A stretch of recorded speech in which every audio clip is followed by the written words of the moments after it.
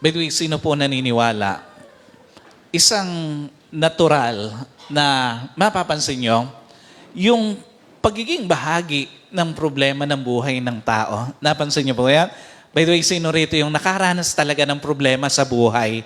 Yung bang, minsan nga, yung bang katatapos mo pa lang doon isang part na yon ng buhay mo, pero eto na naman. At the same time, minsan may mga pagkakataon na para bang ang pinapayagan ng Panginoon, yung pataas na level ng pinararanas sa iyong problema. Napansin niyo po yan? Minsan bata ka pa lang, parang sinanay ka na ng Panginoon na makaranas ng problema sa buhay. Napansin niyo yan? Yung bang, ang tingin mo, yung iba, parang easy lang sa kanila ang buhay, iba yung ginagawa nila, pero ikaw, namumroblema ka na sa buhay. And at the same time, kung mapapansin nyo rin, nung dumating ka na doon sa ibang level ng buhay mo, ibang level din naman yung pinaranas ng problema ng Panginoon. Alam niyo po, at isa sa mga pinakamalaking struggle natin, yung bang kung paano tayo mag-i-stay na nakatayo habang dumadaan tayo sa problema. Kasi nga may mga tao, nung dumating ang problema sa kanilang buhay, hindi sila nakapag-stay na nakatayo. May mga tao, nung dumanas ng problema sa kanilang buhay, alam niyo po, hindi nila napanatili yung katatagan sa kanilang pagtayo. Alam niyo po, sa totoo lang, ang dali lang naman talagang ituloy ng buhay pag walang problema. Totoo ba yan? Pag may pera ka, pag normal ang sitwasyon, pagka wala kang sakit, pagka maayos ang lahat ng takbo sa iba't ibang areas ng buhay mo. Pero ibang usapan na pag puno ka ng problema, abnormal ang sitwasyon sa buhay mo, wala kang pera, and at the same time, may problema ka sa relasyon mo, may problema ka sa pamilya mo, may sakit ka, ibang usapan na yon. Alam niyo po, bagamat nilikha tayo ng Diyos na may kakayanang humanap doon sa iba't ibang sitwasyon ng ating buhay, but still, iba pa rin pag ikaw na yung nando doon sa sitwasyon na yun eh. Totoo ba? Bagamat kung titingnan mo naman, parang normal naman talagang sinasanay tayo ng Diyos na harapin ang iba't ibang sitwasyon sa ating buhay, pero pag ikaw na talaga yung nando doon sa sitwasyon na yon, iba pa rin ang dating sa'yo. Totoo ba yan? Iba pa rin. Pag ikaw na mismo yung nando doon eh. Yung ikaw na mismo yung walang pera, ikaw na mismo yung may sakit, ikaw na mismo yung namumroblema sa pamilya mo. Alam niyo po, kahit anong tatag mo, kahit anong hirap o kahit anong sikap ang gawin mo na maitago yung pinagdaraanan mo, hindi mo pa rin maitago eh. Totoo ba yan? May mga tao ang tatag-tatag na sa buhay, pero pag siya na yung dumadaan doon sa problema na yon, hindi niya maitago yung bigat ng kanyang pinagdadaanan. Alam niyo po, iyon yung totoong istorya sa journey natin eh. Kahit sino o walang kahit sino, yung makakapagsabi na puro tagumpay, puro maayos ang takbo ng kanyang journey. Iyon yung reality sa ating journey na walang makakapagsabi na puro maayos ang magiging sitwasyon ng kanyang buhay. Walang kahit sino yung makakapagsabi na lagi siyang nakatayo sa kanyang journey at walang kahit sino yung makakapagsabi na laging maayos yung kanyang sitwasyon sa buhay.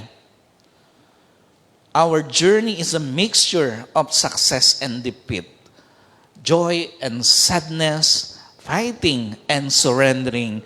But what important is, at the end of the day, is you stand still. Yun yung maganda ron eh. Bagamat yung journey natin, pag napansin nyo, inaral nyo, mixture siya talaga nung tagumpay, ng kabiguan, ng kalungkutan.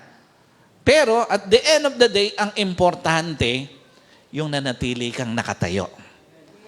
Yung kahit na anong bigat ng dinaanan mo, ang importante ron, nanatili kang nakatayo.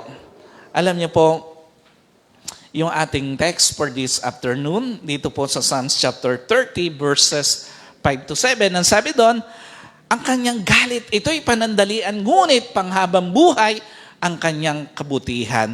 Sa buong magdamag, luha mo'y pumatak, pagsapit ng umaga, kapalit ay galak. Sinabi ko sa sarili, pagkat ako'y panatag, kailanman hindi ako matitinag. Kay buti mo, Yahweh, ako'y iyong iningatan tulad sa isang muog sa kabundukan, ngunit natakot ako nang ako'y iyong iwan. Ano pinapakita rito ng Panginoon? Again, ito pong si David, naranasan niyang mabigo at magtagumpay. Sino po pamilyar sa buhay ni David? Alam niyo po, naranasan niyang mabuhal, pero tumayo. Naranasan niyang sumagana at mawalan. At sa mga karanasang yon, 3 bagay yung natutunan ni David. Una, ang Diyos, magalit man, saglit lang, pero yung paglingap niya, panghabang buhay. Totoo po ba? Ang Panginoon, magalit man siya doon sa mga pagkakamali natin, doon sa mga pagbagsak natin, doon sa mga katigasan ng ating ulo, pero ang makikita nyo, hindi naman nagtatagal yung galit ng Diyos Nagbibigay agad ang Panginoon ng pagpapatawad at pagkakataon na maitama yung pagkakamali natin. By the way, sino po aminado? There are some times or some point ng buhay mo na ikaw mismo intentional nakagawa ng kamalian sa buhay mo. Na ikaw mismo, alam mo, na ikababagsak mo yon, pero ginawa mo pa rin yon. Na ikaw mismo, alam mo na ikasasakit ng ulo mo yung gagawin mo, pero ginawa mo pa rin. Pero ang maganda, ang Panginoon, despite nung ating mga pagkakamali at pagbagsak, na natili ang bukas na pintuan sa pagpapatawan niya. Nagagalit ang Diyos, pero hindi nagtatagal yung galit niya sa mga pagkakamali natin at sa pagbagsak natin.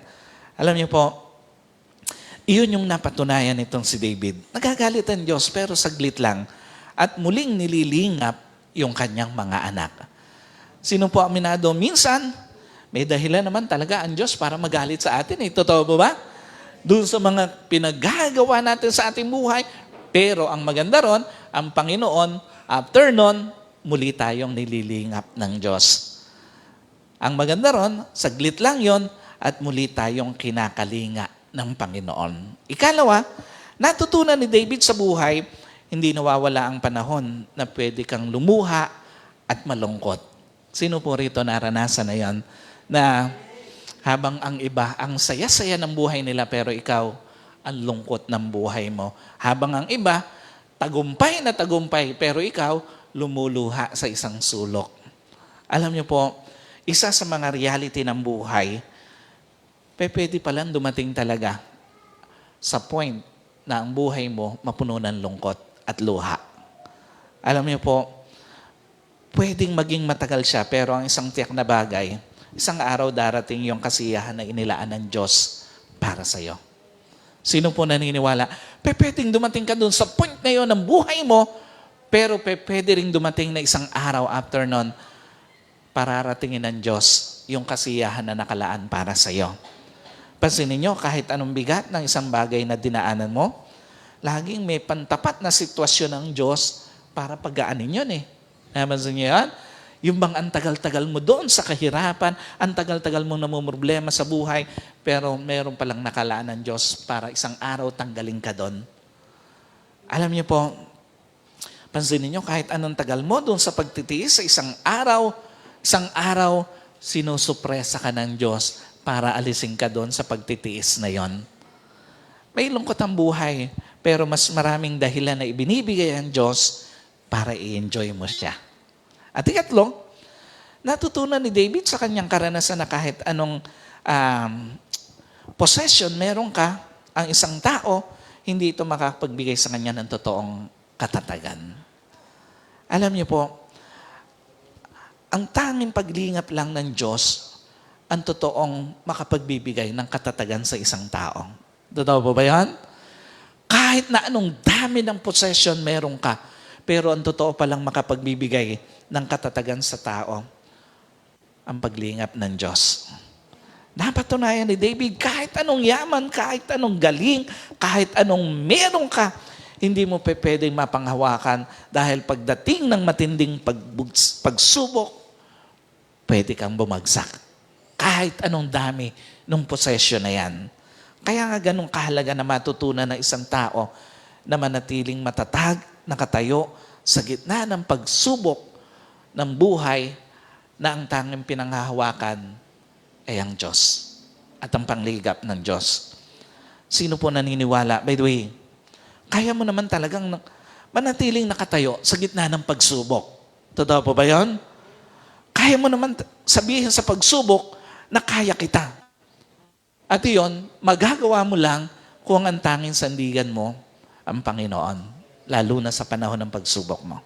Now, the question is, bakit nga ba may mga tao na bibigyo silang manatiling nakatayo sa gitna ng pagsubok sa buhay? Saan ba siya nanggagaling? Bakit sa halip na manatiling nakatayo ang isang tao, ang bilis niyang bumabagsak? Alam niyo po, there are some reason why we cannot stand still at the middle of the storm sa ating journey. Una, we apply a necessary attitude. Totoo ba, madalas mali yung nagagamit nating attitude towards problem? By the way, what are those unnecessary attitude? Yung pagiging being impulsive o mainit doon sa reaction sa isang sitwasyon. Yung being hopeless o yung wala ka agad pag-asa doon sa problemang dumating sa iyo. And being afraid o puno agad ng takot. Ito po yung tatlong attitude, karaniwang attitude na hindi natin dapat ginagamit sa pagharap ng isang pagsubok eh. Why? Una, yung pagiging impulsive natin. Alam niyo po, sino naniniwala? Pagka sobrang impulsive ka sa pagharap sa isang pagsubok sa buhay mo, at the end of the day, pwede mong pagsisihan yung pagiging impulsive mo. Alam niyo po, madalas sa halip na puno ng hinahon, may mga tao puno ng init sa pagharap sa isang pagsubok. Totoo po ba yan? May mga tao sa harip na mapuno ng inahon, mapuno ng lamig ang ulo, punong-puno ng init sa pagharap sa problema.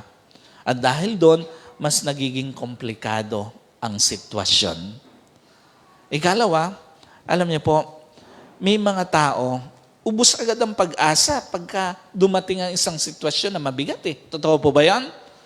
Alam niyo po, minsan sa halip na pag-asa at solusyon, kawalan ng pag-asa at solusyon ang nangingibabaw sa atin. Totoo ba yan? Na doon sa pagdating ng problema sa iyo, ang naipakita mo kagad yung kawalan ng pag-asa at solusyon. At dahil doon, ang bilis tayong ibuwal ng pagsubok. At yung pagiging puno agad natin ng takot eh. Alam niyo po, pag puno tayo agad ng takot sa pagharap sa isang problema, we stop looking for any possible solution. Humihinto na kagad tayo na tingnan yung posible na solusyon sa problema natin.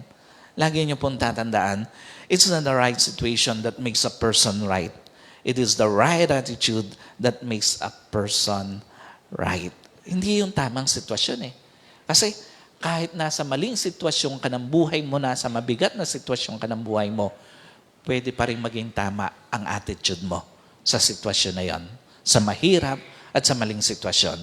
Ikalawa, bakit may mga tao bumabagsak agad doon sa mga sitwasyon, doon sa mga mabibigat na sitwasyon at pagsubok sa kanyang buhay?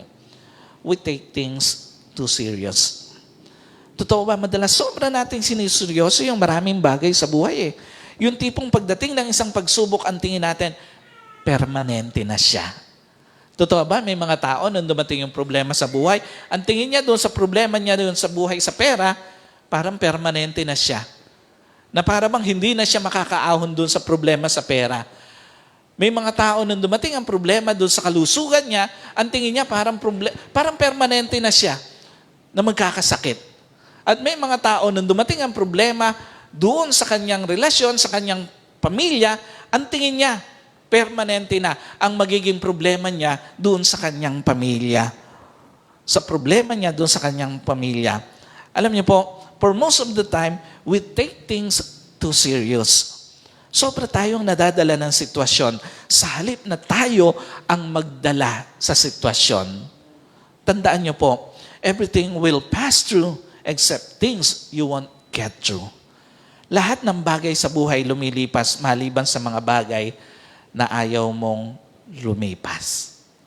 At ikatlo, bakit may mga tao ang bilis nilang bumagsak sa isang mabigat na pagsubok o sitwasyon sa kanilang buhay? We continue on questioning instead on learning. Totoo ba madalas sa halip matuto sa mga pangyayari sa buhay, napupuno tayo ng tanong? Yung tipong sa halip makita natin yung magandang aral na dala ng isang pagsubok, lagi tayong nagtatanong, bakit meron tayo nito? Sino po ang aminado? At some point ng buhay mo, natanong mo, bakit ikaw pa yung binigyan ng ganitong problema ng Diyos? Sino po aminado? At some point ng buhay mo, natanong mo, Diyos, na bakit ikaw pa yung binigyan ng problema ng Diyos sa pera? At bakit ikaw pa ang pinayagan ng Diyos na magkasakit o ang pamilya mo? Alam niyo po, minsan, sa halip na matuto tayo, napupuno tayo ng tanong, bakit nangyari yung bagay na yon? But sino po naniniwala sa maganda at sa pangit na pangyayari, meron tayong matututunan. Totoo ba yan? Sa maganda at sa pangit na pangyayari sa buhay mo, meron tayong matutunan. In fact, yung mga tumatawag o yung mga tinatawag na life greatest lesson, natututunan natin to out of comfort zone ng buhay natin. At the same time, during the most struggle moment of our journey, natututunan natin yung mga greatest lesson sa ating buhay.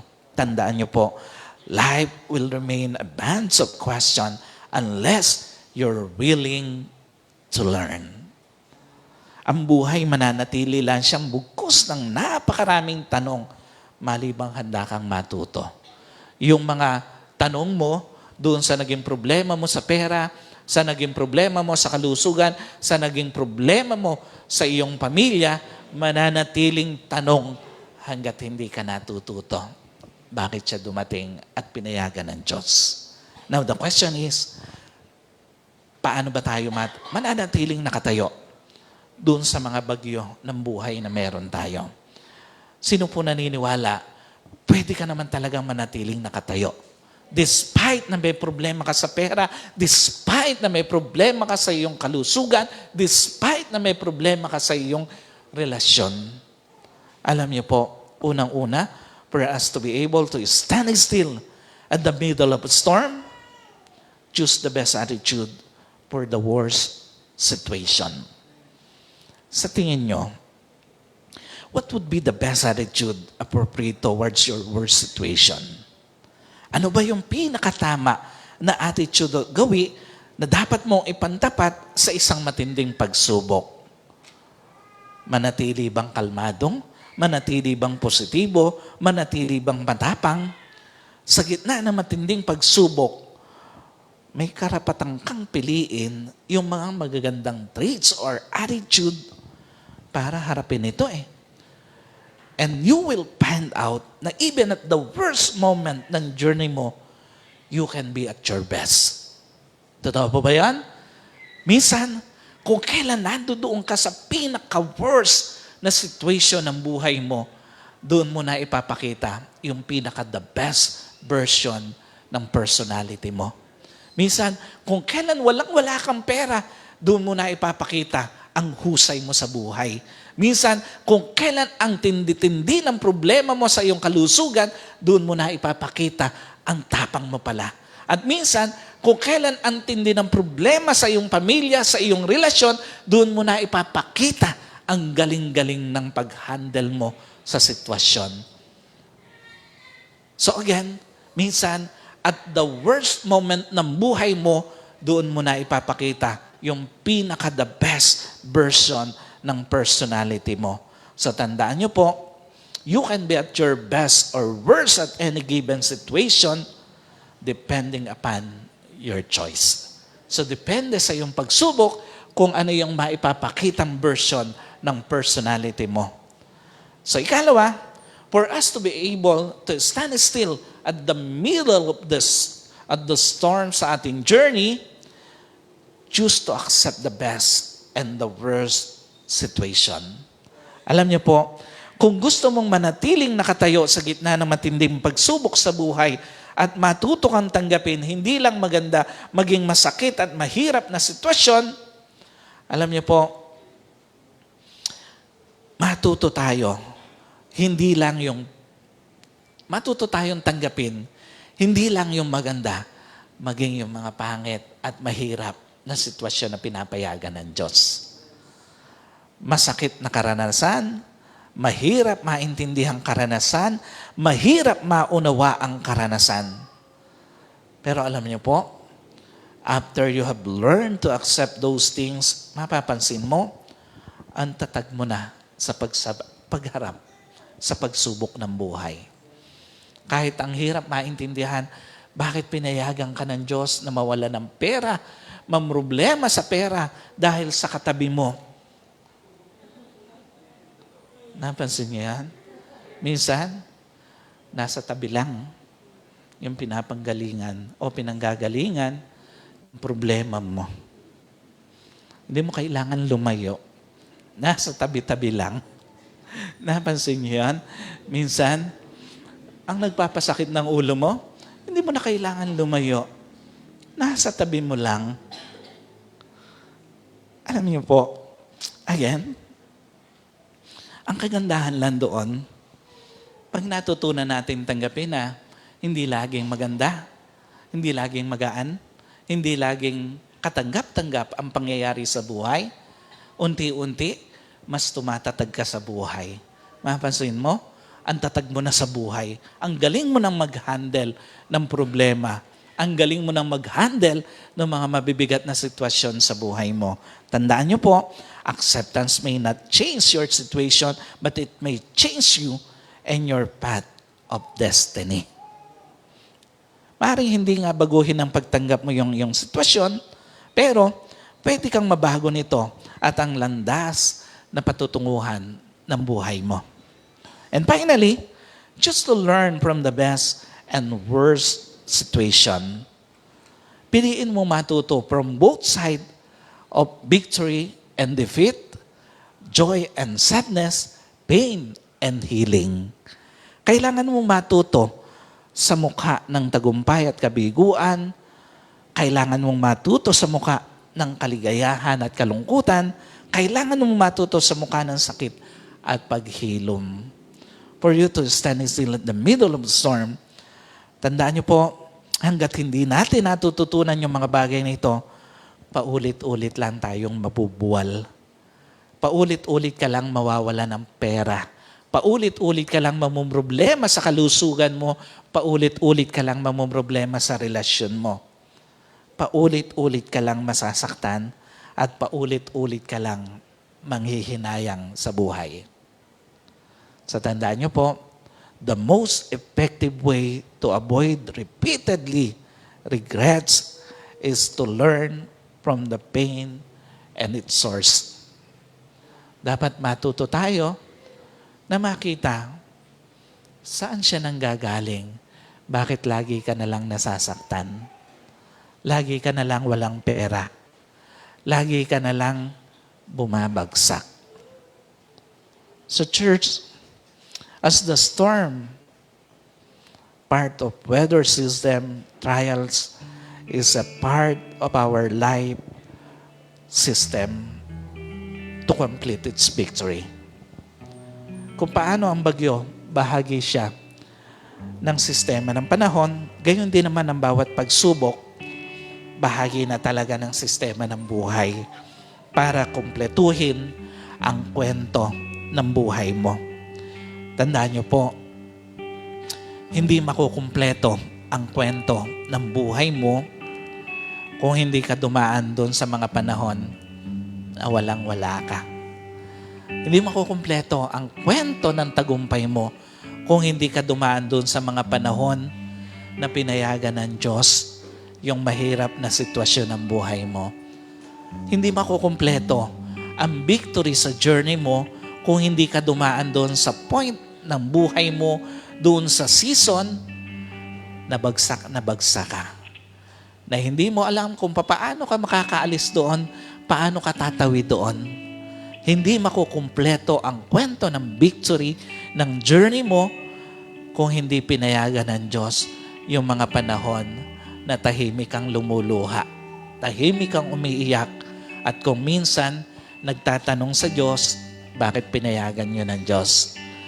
I believe this afternoon is a God's reminder for us na anak, hindi ka na gaya ng dati. Matatag ka na. Sino naniniwala? Matatag ka na.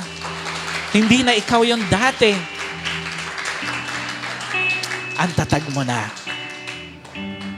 This afternoon is a reminder of God na sinasabi sa iyo ng Diyos, anak, marami ka nang napagtagumpayan at marami ka pang mapagtagumpayan sa buhay mo. This afternoon is a reminder of God na gustong sabihin sa iyo ng Diyos, anak, masaya siya na nakatayo ka na sa mga problema mo.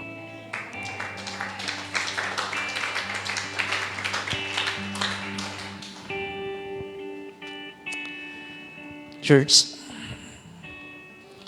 minsan, ang hirap tanggapin ng mga pinayagan ng Panginoon sa atin. But always remember, alam ng Diyos yung pinaka-the best sa buhay mo. Just believe na gaya ni David, dadaling ka ng Diyos doon sa dapat mong marating ng buhay mo. Hindi ka mananatiling walang pera, hindi ka mananatiling may sakit, hindi ka mananatili sa problema mo sa relasyon. God will lift up you. He will lift you up. He will deliver you. And He will make a new story. Better than before. Greater than what you have. Maniwala ka. Ang ganda pa ng nag-iintay sa journey mo despite na dumaan ka sa maraming bagyo ng buhay mo. Let us pray. Lord, sa oras na ito, nagpapasalamat po kami. Marami po kaming dinaanan. Minsan, hindi namin inaasahan darating sa amin. Pero eto kami ngayon, nakatayo, nagpupuri sa iyo, tumatanggap ng mensahe ng katatagan. Lord, I declare na sa bawat isa na naririto, sa physical service, sa online service, Panginoon, kumikilos ka sa kanilang buhay, Panginoon. Mas pinatatatag sila, Panginoon. Mas binubuksan ang maraming mga opportunities sa kanilang buhay, Panginoon. Lord, sa paglabas namin sa lugar na ito, lalabas hindi yung dating kami, Panginoon, kundi yung better version ng aming personality, especially sa pagharap sa mga pagsubok ng buhay. Salamat sa katatagan na nagmumula sa iyo. Salamat sa pagbangon sa bawat pagbagsak namin. Salamat sa panibagong pagkakataon na kami ay magpatuloy ng may ibayong lakas, pag-asa na pinanghahawakan mula sa mga pangako mo. Salamat po, Panginoon. Ito po ang aking dalangin sa pangalan ng aming Panginoong Jesus. Amen and Amen.